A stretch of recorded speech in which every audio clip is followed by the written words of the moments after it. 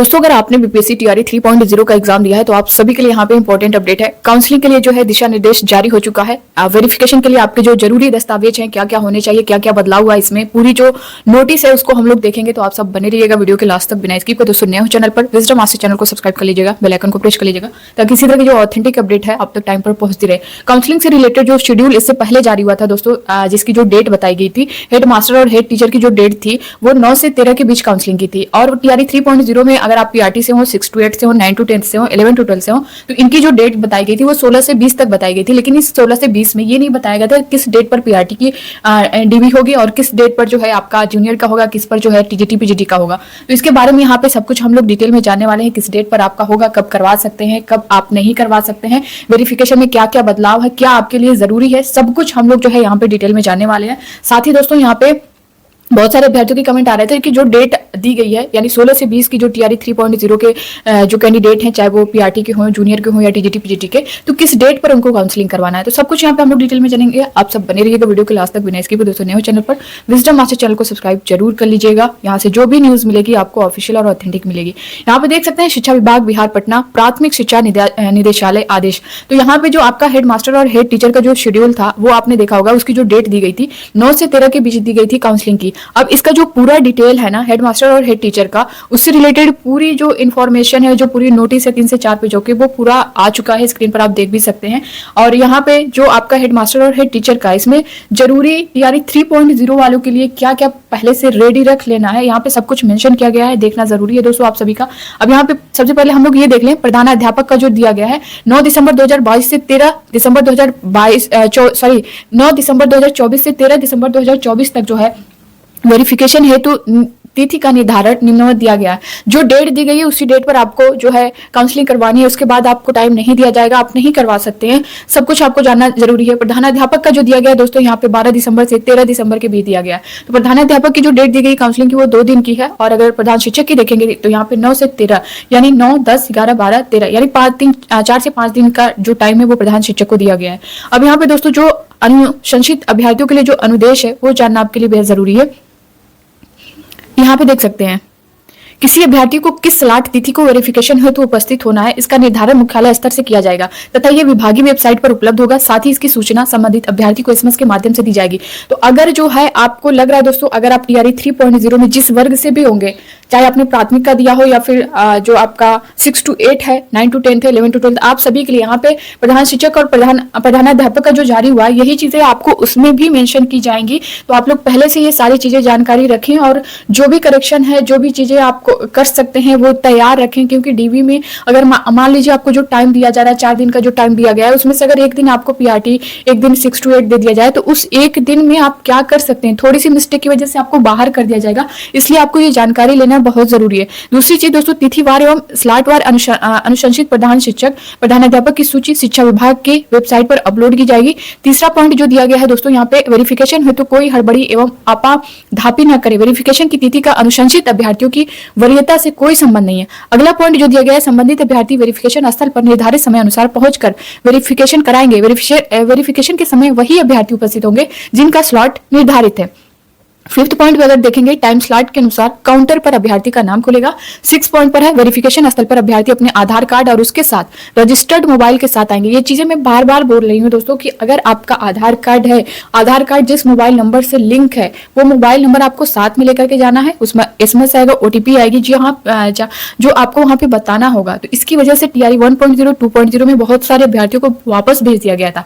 तो ये आपको बिल्कुल ये काम बहुत जरूरी है, ये आप कर लीजिएगा। जिस भी आधार कार्ड जिस भी मोबाइल नंबर से लिंक होगा वो मोबाइल नंबर आप साथ में लेकर के जाइएगा। चाहे घर में आपके किसी का भी हो, पेरेंट्स या फिर आपके भाई सिस्टर, किसी का भी हो, लेकर के जाना है। यहाँ पे देख सकते हैं वेरिफिकेशन स्थल में प्रवेश का आधार यही होगा।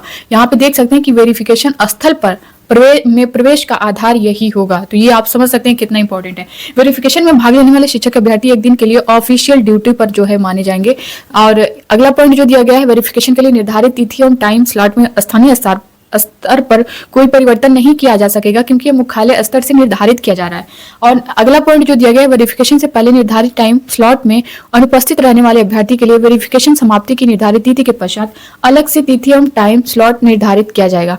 अगला जो दिया गया है दोस्तों, वेरिफिकेशन से संबंधित महत्वपूर्ण अनुदेश जो दिया गया है प्रधान शिक्षक के लिए, ये आप देख सकते हैं। ये भी आपके लिए बहुत जरूरी है। क्या क्या चीजें इसमें, निर्धारित तिथि को वेरिफिकेशन हेतु उपस्थित होने के लिए अनुशंसित अभ्यर्थियों द्वारा निम्नलिखित कागजातों को प्रस्तुत किया जाएगा। फर्स्ट पॉइंट पे अगर आप देखेंगे, बिहार लोक सेवा आयोग की प्रधान शिक्षक नियुक्ति परीक्षा 2024 का मूल प्रवेश पत्र एवं उसकी एक स्व अभिप्रमाणित छाया प्रति। तो आप जब एग्जाम देने गए थे, उसका जो एडमिट कार्ड है वो और उसकी एक कॉपी भी आपके पास होनी चाहिए। दूसरी चीज, मूल आधार प्रमाण पत्र एवं उसकी तो अगर जो आपका आधार है वो ओरिजिनल आपका आधार कार्ड रहेगा, उसकी भी कॉपी आपके पास होनी चाहिए। सभी शैक्षणिक एवं प्रशैक्षणिक प्रमाण पत्रों की मूल एवं बिहार लोक सेवा आयोग के वेबसाइट पर अपलोड किए गए प्रमाण पत्रों की डाउनलोड प्रति, जिसमें बिहार लोक सेवा आयोग का वाटरमार्क परिलक्षित हो, कि एक स्व अभिप्रमाणित छाया प्रति। तो जो वाटरमार्क बीपीएससी की तरफ से अपलोड किया गया है, उस वाटरमार्क को आपको डाउनलोड करके उसकी भी कॉपी आपको साथ में लेकर के जाना है। अगला जो पॉइंट दिया गया है, सीटेट, बीटेट या एसटीटी उत्तीर्णता प्रमाण पत्र मूल एवं बिहार लोक सेवा आयोग की वेबसाइट से डाउनलोड वाटरमार्क प्रति स्व अभिप्रमाणित छाया प्रति। तो जितने आपके डॉक्यूमेंट्स हैं वाटरमार्क लगे हुए होने चाहिए, उसकी जो कॉपी है वो भी आपके साथ होनी चाहिए। अगला जो दिया गया है, जिला शिक्षा पदाधिकारी द्वारा निर्गत न्यूनतम 8 वर्षों का शिक्षण अनुभव प्रमाण पत्र मूल एवं बिहार लोक सेवा आयोग की वेबसाइट से डाउनलोड वाटरमार्क प्रति स्व अभिप्रमाणित छाया प्रति। तो ये आपका हेडमास्टर हेड टीचर के लिए, क्योंकि उसमें ही मांगा गया है 8 वर्षों का जो शिक्षण अनुभव है। ये जो पीआरटी 6 to 8, 9 to 10, 11 to 12 वाले हैं, इनके लिए ये नहीं है। ये वाला पॉइंट यहाँ पे देख सकते हैं, पासपोर्ट साइज का 3 फोटोग्राफ जैसा कि आयोग द्वारा आयोजित परीक्षा शामिल होने हेतु पूर्व में आयोग में ऑनलाइन ऑफलाइन जमा किया गया था। आरक्षण दावा से संबंधित मूल प्रमाण पत्र उसकी एक बिहार लोक सेवा आयोग की वेबसाइट से डाउनलोड वाटरमार्क प्रति स्व अभिप्रमाणित छाया प्रति। तो वाटरमार्क जो है सभी पर लगा होना चाहिए। अगला जो है, जन्म तिथि में छूट यदि लागू हो से संबंधित दावा का प्रमाण पत्र एवं बिहार लोक सेवा आयोग की वेबसाइट से डाउनलोड वाटरमार्क प्रति एक स्व अभिप्रमाणित छाया प्रति। तो ये आपके जन्म तिथि से रिलेटेड है। बहुत सारे अभ्यर्थियों के कमेंट आ रहे थे कि मैम जब उन्होंने फॉर्म अप्लाई किया था तो उस टाइम उनके पास जो है वो डॉक्यूमेंट्स थे नहीं, अपलोड नहीं कर पाए, तो अब जो है बना है तो क्या वो कर सकते हैं? तो जो आपने उस टाइम जो दावा किया होगा ना फॉर्म फिलअप करते टाइम, जो आपके पास रहा होगा डॉक्यूमेंट्स, वही इस टाइम जरूरी है। अगर आपने नहीं किया है तो फिर आप उस आरक्षण का लाभ नहीं ले पाएंगे। दूसरी चीज यहाँ पे देख सकते हैं, अनुशंसित अभ्यर्थी अपने आधार से लिंक मोबाइल नंबर के साथ उपस्थित होंगे। साथ ही अभ्यर्थी अपना पैन कार्ड का स्व अभिप्रमाणित छाया प्रति भी साथ लाएंगे। तो आपका आधार कार्ड, पैन कार्ड दोनों साथ में होना चाहिए, दोनों का कॉपी होना चाहिए।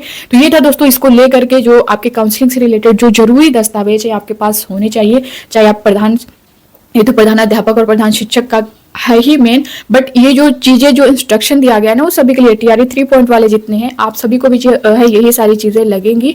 4 फोटो भी लगेगा आपका, ये सारी चीजें, आधार कार्ड जो है वो मेन है, क्योंकि जैसा कि बताया गया है कि प्रवेश के लिए, काउंसलिंग के लिए आपका फर्स्टली यही चीज देखी जाएगी। तो आपकी ये सारी चीजें होनी चाहिए। साथ ही आपके जो डॉक्यूमेंट्स है, चाहे वो 10th की मार्कशीट हो, मार्कशीट सर्टिफिकेट है आपका, 12th का है, ग्रेजुएशन का होगा, बीए डीएलएड आपने जो कर रखा है उसका होगा, और आपका सीटेट, बीटेट या एसटीटी जो भी होगा उसका होगा। तो ये सारे जो डॉक्यूमेंट्स आपके पास होने चाहिए।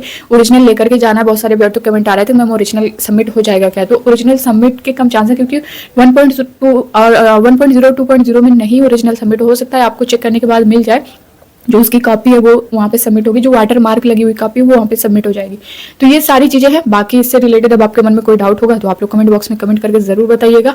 कॉलेज जो डिस्ट्रिक्ट अलॉट को लेकर के काफी अभ्यर्थियों कमेंट आ रहे थे मैम डिस्ट्रिक्ट अलॉट हुआ या नहीं हुआ। तो अभी जैसा कि काउंसलिंग की जो डेट बताई गई है उससे पहले ही आपको सारी चीजें देखने को मिल जाएंगी, क्योंकि टीजीटी पीजीटी का जो रिजल्ट है रुका हुआ है, इसकी वजह से जो है थोड़ा सा आपका देरी देखने को मिल रही है। फिलहाल जो डेट बताई गई उसी डेट पर आपका होना है। तो बस दोस्तों इतना ही, मिलते हैं अब नेक्स्ट वीडियो में, तब तक के लिए bye bye, take care, thank you.